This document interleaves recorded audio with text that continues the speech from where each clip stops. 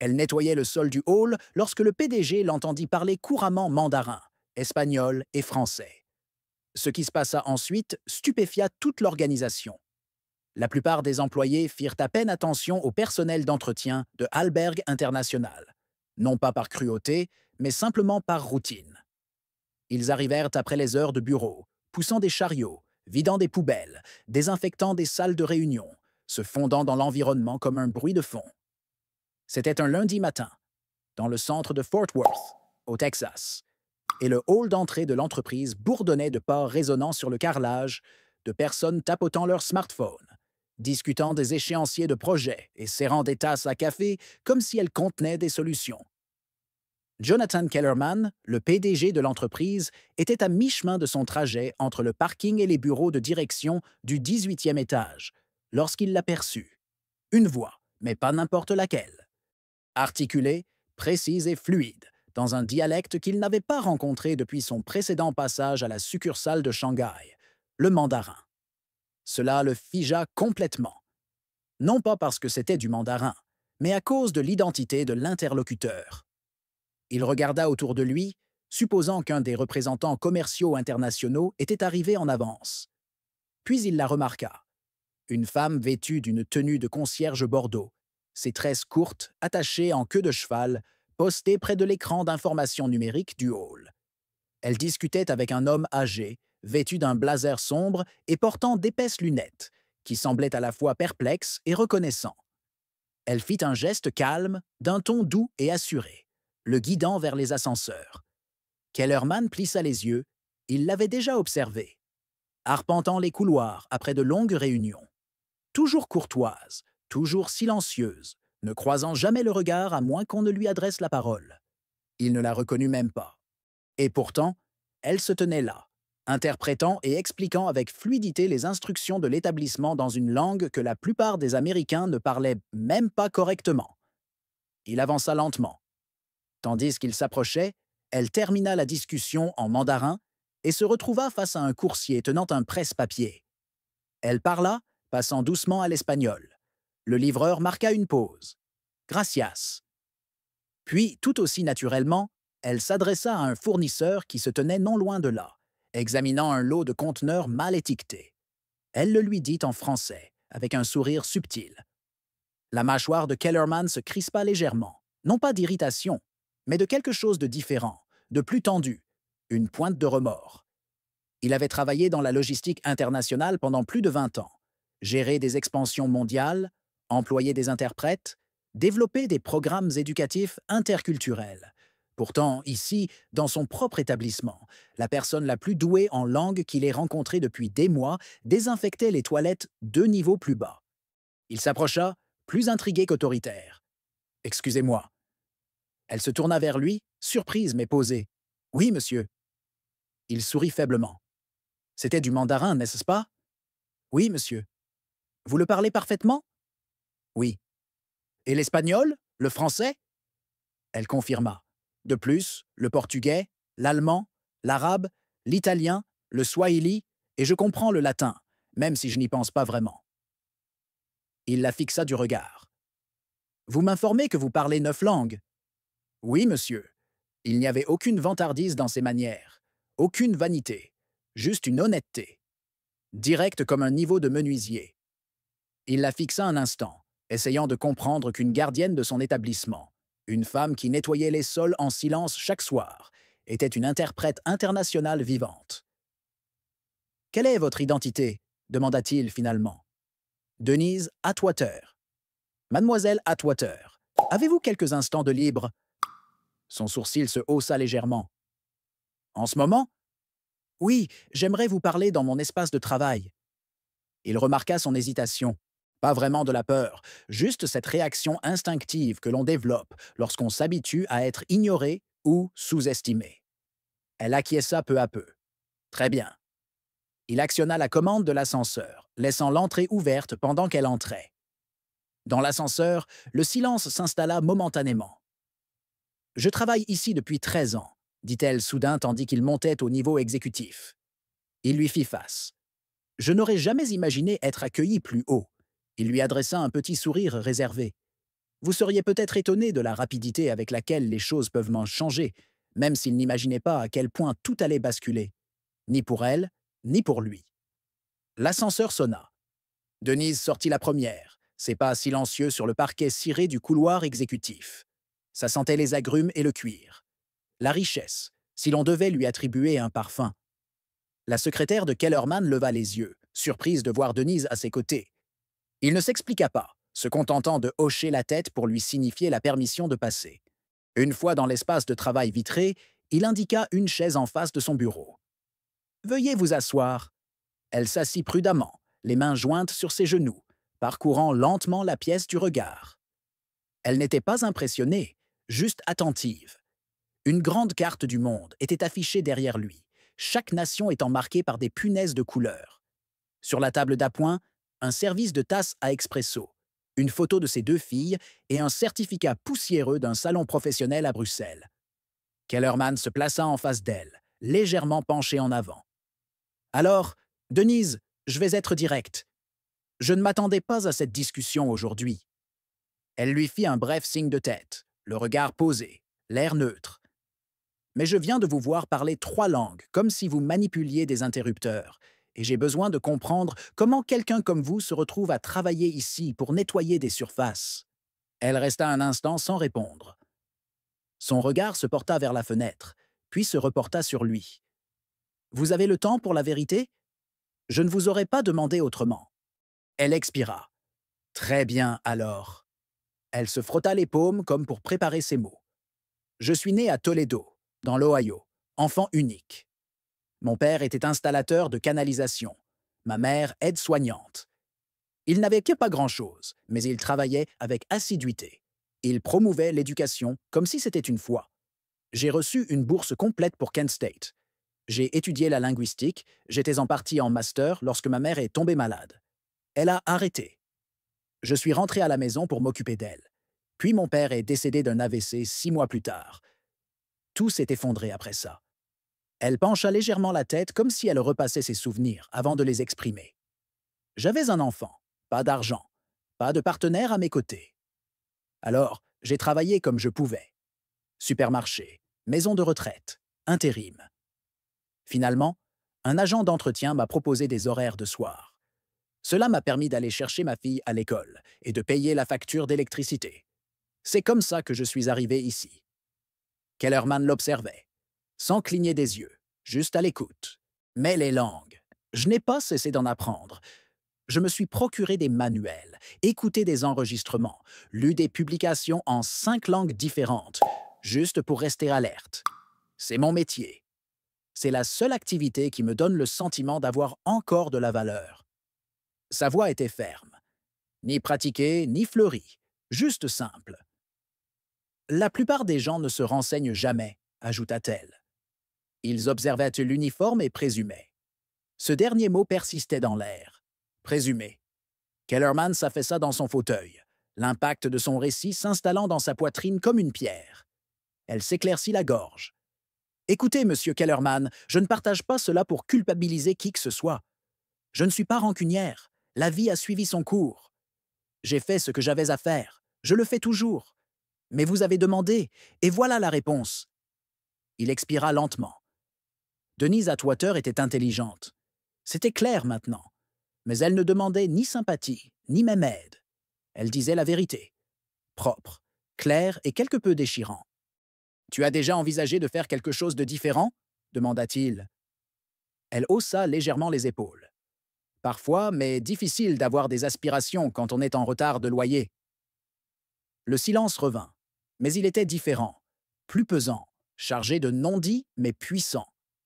Kellerman prit son bloc-notes et nota quelques lignes. « Qu'est-ce que tu enregistres ?» demanda-t-elle d'une voix toujours calme, mais quelque peu curieuse. Il leva les yeux vers elle. « Des concepts ?» Mais un concept en particulier se formait déjà dans son esprit, et il n'était pas anodin. La discussion le poursuivit toute la journée, même pendant les révisions budgétaires et les appels aux fournisseurs. Les pensées de Jonathan Kellerman revenaient sans cesse à ce matin-là. À Denise Atwater, sa voix posée et la manière calme dont elle avait mentionné 9 langues, comme si elles étaient insignifiantes. Cette aisance ne s'était pas imposée par hasard. Elle avait nécessité des années de discipline, de curiosité et de dévouement. Vers 4 heures moins le quart, il quitta le niveau exécutif et prit l'ascenseur jusqu'à la zone de service de l'immeuble. Il voulait observer quelque chose de près. En bas, l'atmosphère était plus chaleureuse. Les murs étaient blancs cassés, marqués par les chariots et les bottes. Il passa devant des équipes de maintenance, des aires de repos, des piles de bouteilles d'eau et atteignit enfin la salle de stockage. Il aperçut Denise par l'entrée ouverte, en train de remplir des chiffons en microfibre sur un support métallique. « Ça vous dérange si je vous dérange encore » demanda-t-il en entrant. Elle se retourna, légèrement surprise. « Vous êtes d'As descendu ici ?» Il sourit. Il ne pouvait s'empêcher de réfléchir à notre conversation. « Écoutez, j'ai une demande à vous faire. » Elle s'essuya les mains sur sa chemise. « Quel genre de demande ?» « Il y a une réunion à l'étage. Un groupe du bureau de Sao Paulo est arrivé en avance et notre interprète a annulé à la dernière minute. Pouvez-vous m'aider ?» Elle hésita un instant. « Portugais ?»« Oui, je peux m'en occuper. » Quelques minutes plus tard, ils étaient dans la salle de conférence, 4C. 4 cadres brésiliens étaient assis, mal à l'aise, consultant leur téléphone. Denise entra discrètement, hocha la tête et commença à parler dans un portugais fluide et assuré. Kellerman observa la salle se transformer, les épaules détendues, le contact visuel intensifié. Elle ne se contentait pas d'interpréter. Elle connectait les gens, leur donnait le sentiment d'être reconnue. Lorsqu'un visiteur lança une blague en portugais, Denise répondit par un rire et une blague en retour qui les fit tous rire. Kellerman ne comprit pas un mot, mais il comprit le lien. Au bout de 20 minutes, la réunion prit fin. Un des cadres se tourna vers lui et lui dit en anglais « Elle est supérieure à tous ceux avec qui nous avons travaillé cette année. Où l'avez-vous trouvée ?» Kellerman regarda Denise, qui ramassait déjà des gobelets vides sur un plateau. « Juste ici, dit-il. » De retour dans le couloir, il la rejoignit. « Avez-vous déjà fait de l'interprétation professionnelle ?» Elle secoua la tête. « Juste aider les gens dans les hôpitaux, les administrations, ce genre de situation. Pas de certification, pas de temps pour l'éducation. Ma fille avait plus besoin de moi. » Kellerman hocha la tête. « Et où est-elle maintenant? Elle a 26 ans. Est infirmière à Tempe. Paye elle-même ses études. Têtue comme sa mère. » Ils sourirent tous les deux, et pendant un instant, ils ne se sentent plus comme un PDG et une femme de ménage. Juste 2 personnes discutant de la vie. Ils retournent à la zone de service où Denise pointait. Elle avait encore 2 étages B à nettoyer avant le changement d'équipe. Mais avant de partir, elle dit quelque chose qui lui restera gravé dans la mémoire. « Je n'ai rien fait d'exceptionnel aujourd'hui. » Il la regarde, les sourcils levés. « Ce n'est pas ce que j'ai perçu. » Elle lui adresse un petit sourire et s'éloigne. Ce soir-là, Kellerman reste assis dans sa voiture un long moment avant de rentrer chez lui. Il pense à tout. La pression pour développer l'entreprise, les réunions avec les investisseurs, les discussions interminables sur la diversité et les talents inexploités. Pendant tout ce temps, ils ont cherché à l'extérieur, recruté à l'international, recherché de nouveaux talents. Mais parfois, le trésor est déjà à portée de main. Et une fois qu'on s'en rend compte, la vraie question devient « Qu'est-ce qu'on va faire ?» Le lendemain matin, le badge de Denise sonna à la mauvaise heure. Elle venait de terminer de nettoyer le hall Est lorsque son superviseur, Ron, lui tapota l'épaule d'un air pas vraiment agacé, mais anormal non plus. « Dis donc, Denise, Monsieur Kellerman a demandé à te revoir. » Elle cligna des yeux. « Ai-je fait quelque chose de mal ?» Ron secoua la tête. « Il ne précisa pas, il me dit juste de te faire monter. » Elle s'essuya les mains avec une serviette et reprit le même itinéraire que la veille. Sauf que cette fois, tout le monde dans l'immeuble sembla la remarquer. Les gens qu'elle croisa levèrent les yeux. Certains chuchotèrent. L'une des réceptionnistes lui adressa même un sourire poli, comme si elle savait quelque chose que Denise ignorait. Lorsqu'elle entra dans la suite exécutive, Kellerman se tenait près de la fenêtre, sirotant un café noir en contemplant l'horizon. « Entrez », dit-il sans se retourner. Elle resta silencieuse près de la porte jusqu'à ce qu'il la regarde. « J'ai réfléchi », dit-il en posant sa tasse sur un sous-verre, « à propos du gaspillage de talent. Combien de personnes n'ont jamais d'opportunité? Non pas par manque de compétences, mais parce que personne n'y regarde à deux fois. Denise ne dit rien. Elle se méfiait des compliments faciles. Elle avait vu trop de gens parler longuement et agir peu. Je veux créer un nouveau poste, poursuivit-il. Un poste qui n'existait pas auparavant, dont cette entreprise a désespérément besoin, même si nous ne le savions pas. Elle fronça les sourcils. Pourquoi faire? Agent de liaison culturelle pour les affaires internationales? Quelqu'un qui parle les langues, lit entre les lignes, gère les visiteurs, les fournisseurs, les documents, tous les points de contact internationaux que nous avons constamment du mal à gérer. Sa bouche s'ouvrit, mais aucun son n'en sortit. Vous êtes qualifié, probablement plus que la plupart des membres de notre équipe de direction, honnêtement. Et vous avez déjà démontré que vous pouvez gérer cela avec grâce, patience et intelligence. Elle le fixa du regard, les yeux légèrement plissés. C'est réel? On ne peut pas faire plus réel. Je n'ai pas de diplôme universitaire. Vous avez quelque chose de supérieur. Expérience vécue, engagement et maîtrise de 9 langues. Tu crois que je me soucie d'un bout de papier? Elle changea de position, toujours incertaine. Pourquoi moi? Il la regarda droit dans les yeux. Parce que je t'ai vu résoudre 3 problèmes en 3 langues avant 9 heures du matin hier, et parce que j'en ai assez de croiser des gens comme toi. Des gens qui font 2 fois plus de travail pour 2 fois moins de reconnaissance. Denise croisa les bras. Tu sais ce que les gens vont dire. Je m'en fiche. Elle le fixa un long moment, puis laissa échapper un long soupir. Je n'ai jamais eu de travail de bureau, dit-elle. Jamais eu de... Tu apprendras vite. Je n'ai pas de garde-robe pour ce genre de choses. Je vais demander au RH de m'envoyer une allocation vestimentaire. Elle eut un petit rire sec. Tu as pensé à tout, hein? J'essaie.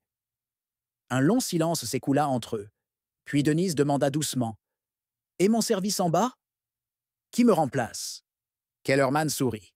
On trouvera quelqu'un, mais personne ne peut te remplacer. Pendant longtemps, aucun d'eux ne parla.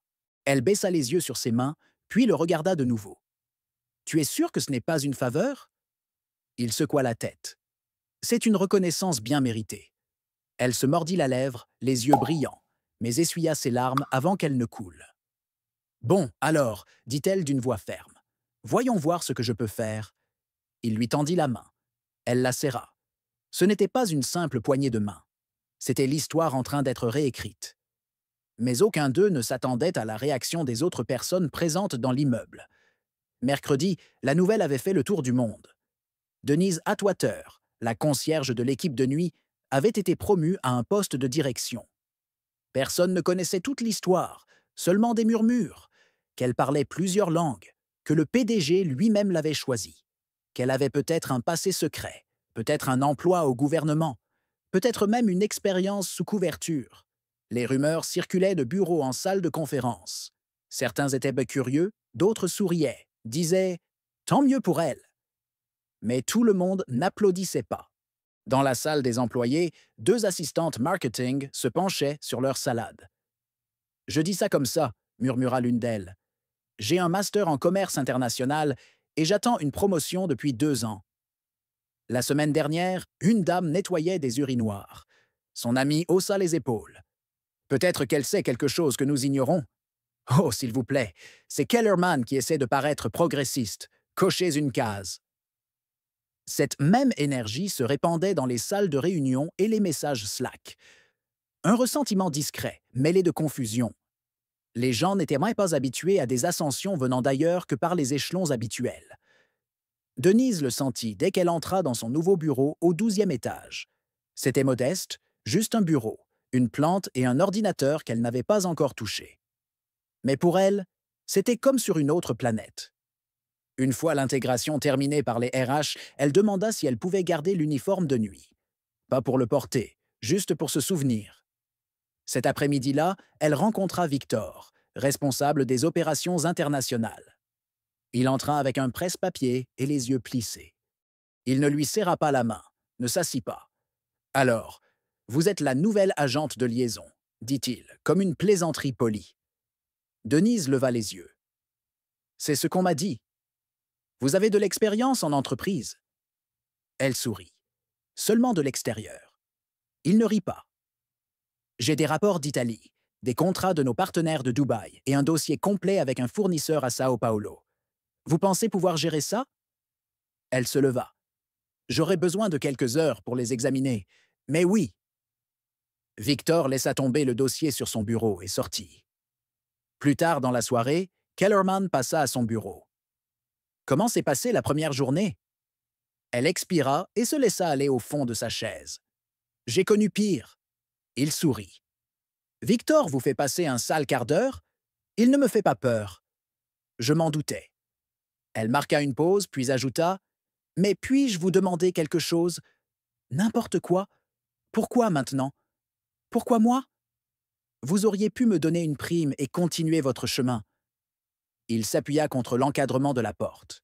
« Parce que je me reconnaissais en vous. » Elle haussa un sourcil. « Tu étais concierge? » « Non, mais j'ai été souvent négligé. Je venais de rien. Mon père réparait des voitures dans une ville que personne ne visite. J'ai eu 3 boulots pendant mes études.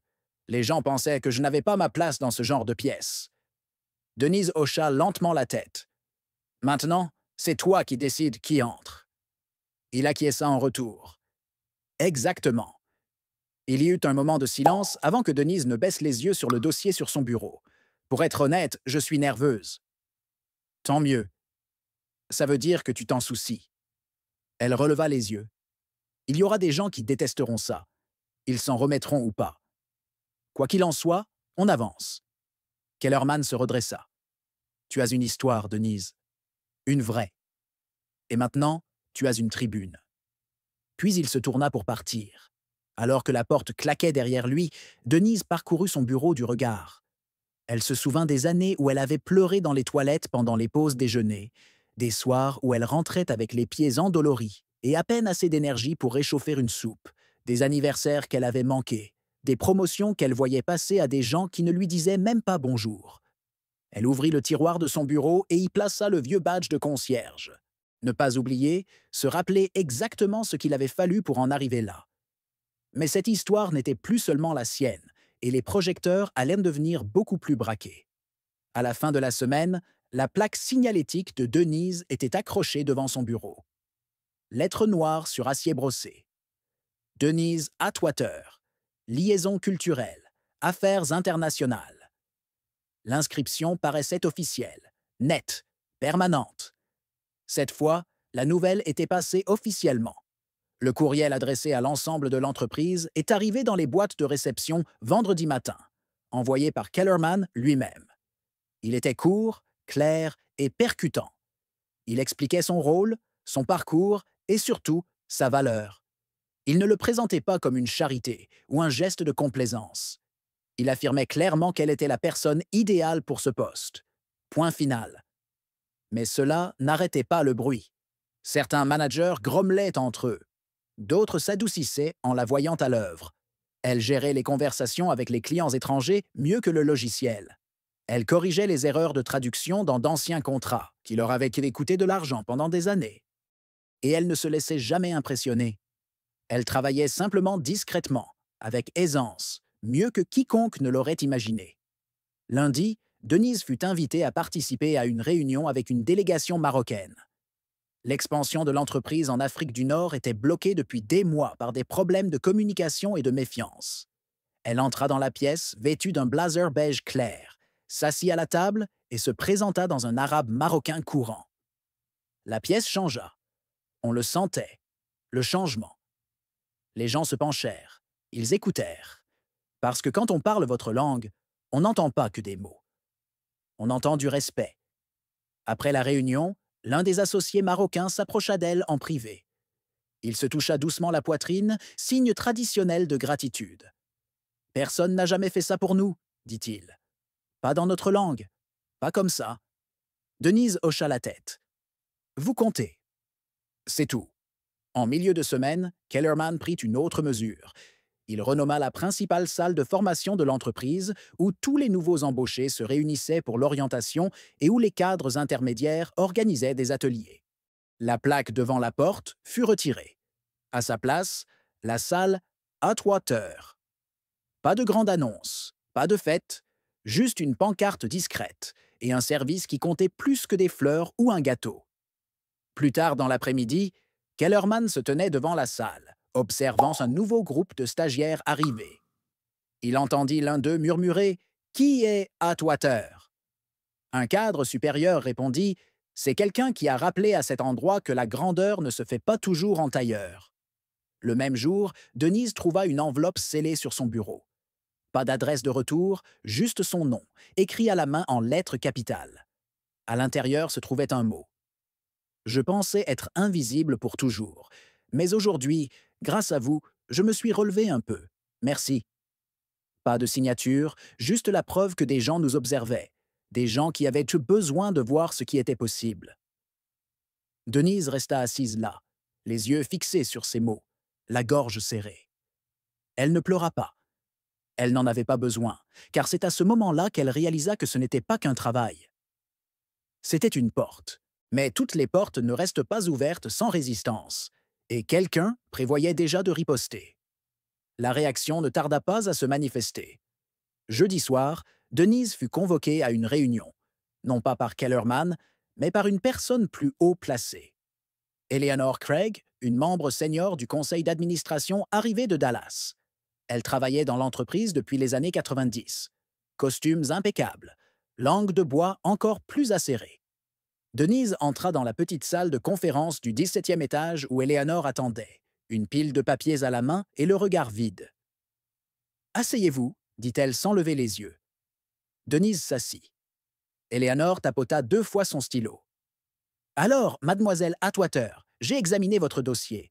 Vous n'avez aucun diplôme universitaire, aucune formation en entreprise et aucune certification en management. » Denise ne broncha pas. « C'est exact. » Eleanor croisa les mains. « Vous étiez concierge ici il y a 3 semaines. Moi aussi. » Elle se renversa dans son fauteuil.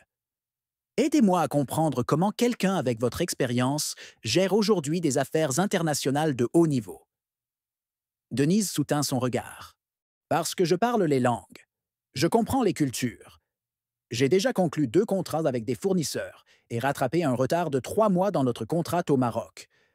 J'ai aussi contribué à obtenir un accord verbal avec nos partenaires brésiliens, que le service juridique finalisera la semaine prochaine. » Eleanor pinça les lèvres. « Vous pensez que cette entreprise devrait être gérée à l'instinct et au charme ?» Denise sourit légèrement. « Non, madame. Je pense qu'elle devrait être gérée par les résultats. » Eleanor cligna des yeux. C'était la première fois que Denise la voyait hésiter. « Je n'ai pas besoin d'être appréciée, » ajouta Denise. « Mais j'ai besoin d'être utile, et je le suis. » Eleanor se leva et referma lentement le dossier. « Vous êtes un pari risqué. J'y suis habituée, » dit Denise doucement. « Toute ma vie n'a été qu'une. » À la fin de la réunion, Denise ne retourna pas immédiatement à son bureau. Elle sortit du bâtiment et s'assit sur un banc de l'autre côté de la rue, contemplant la tour de verre dans laquelle elle travaillait désormais. Le même jour, une note manuscrite apparut sur le tableau blanc devant son bureau. « On vous voit. » Pas de nom, juste 3 mots qui signifiaient tout. Dans les semaines qui suivirent, quelque chose d'étrange se produisit. On commença à la consulter, non seulement pour des traductions, mais aussi pour des conseils, des orientations, de la confiance. Elle devint la personne vers laquelle on se tournait avant de présenter une idée. Elle s'asseyait avec les stagiaires et leur donnait des conseils avant les grandes présentations, et elle ne parlait jamais avec condescendance.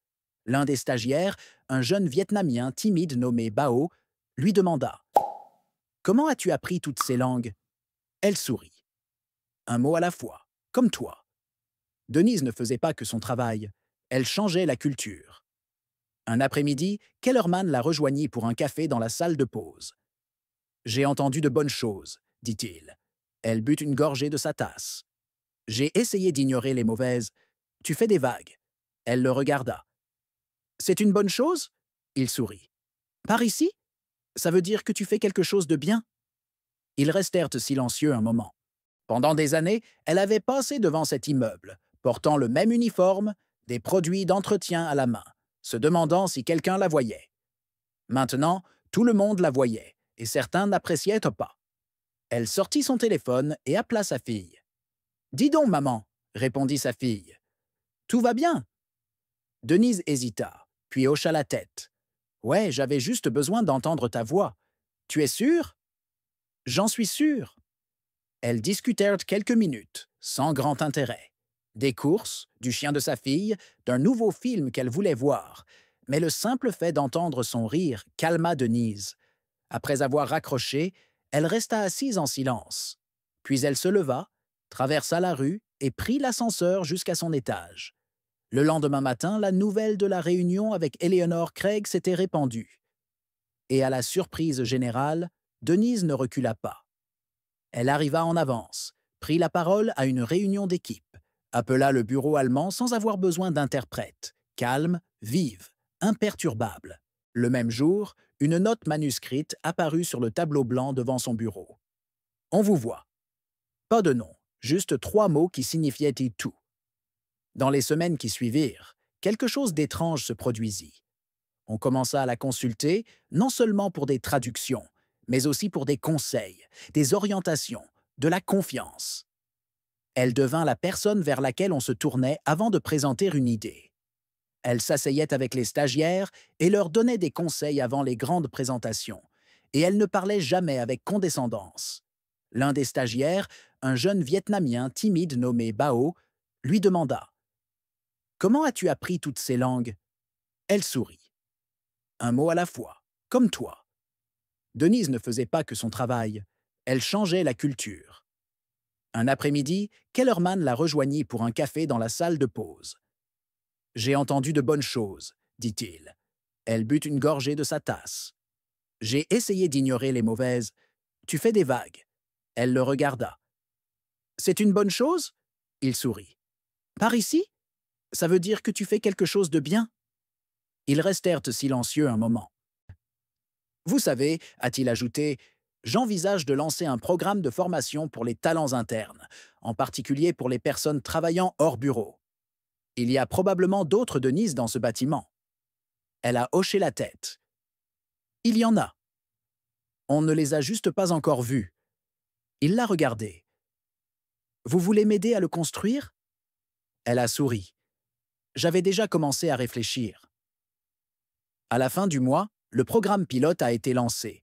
Une nouvelle initiative appelée Voices Inside, conçue pour donner aux employés de tous les services un accès à des formations linguistiques, à du mentorat en leadership et à une visibilité inter-service. C'était l'idée de Denise, et elle a fait fureur. Finalement, elle a été invitée à prendre la parole lors d'un sommet sur le leadership logistique à Cincinnati, où elle a raconté son histoire, non pas comme une histoire motivante, mais comme une mise en contexte. « Je n'ai jamais été une simple concierge », a-t-elle déclaré à l'assistance. « Je parlais couramment. J'étais capable. J'étais prête. » Mais personne n'a jamais regardé assez longtemps pour le voir. Alors, la prochaine fois que vous croiserez quelqu'un sans titre, demandez-vous « Qu'est-ce qui vous manque vraiment ?» La salle était silencieuse, puis elle se leva, applaudissant à tout rompre. En sortant, un jeune homme s'approcha d'elle, les larmes aux yeux. « Ma mère est femme de ménage, » dit-il, « et elle parle 5 langues. » J'avais honte de dire ça. Denise lui toucha le bras. « N'aie jamais honte de tes origines. La seule honte, c'est de ne pas voir le génie. » Elle sortit de cet immeuble plus grande que jamais. Non pas à cause des applaudissements, ni à cause de la promotion, mais parce qu'elle n'avait pas changé pour ce rôle. Elle avait apporté avec elle toute son histoire. Et cela faisait toute la différence. Ne présumez jamais de la valeur de quelqu'un en fonction de sa tenue, de son lieu de travail ou de son CV. Le talent n'a pas de code vestimentaire. L'intelligence n'a pas besoin de permission. Et le génie peut passer devant vous avec un badge nominatif, une serpillière à la main. Si vous avez déjà été négligé, sous-estimé ou ignoré, persévérez. La bonne personne vous verra. Et quand ils le feront, n'hésitez pas à prendre place à table. Mieux encore, apportez quelques chaises supplémentaires.